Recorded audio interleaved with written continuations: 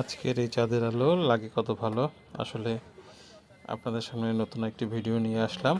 আর চারদিকে বেশ অন্ধকার থাকলেও তার ভিতরে চাঁদ জ্বল করে জ্বলছে। জ্যোৎস্না রাত্রির দেখতে খুবই ভালোই লাগছে।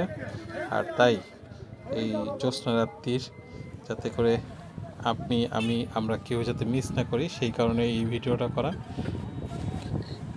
খুব ছোট্ট আকারে ভিডিওটা করা। আশা করি ভালো লাগবে। ভালো লাগলে লাইক, কমেন্ট, শেয়ার করবেন। আর আমাদের চ্যানেলের পাশে থেকে সাবস্ক্রাইব করবেন। সকলে ভালো থাকবেন, সুস্থ থাকবেন।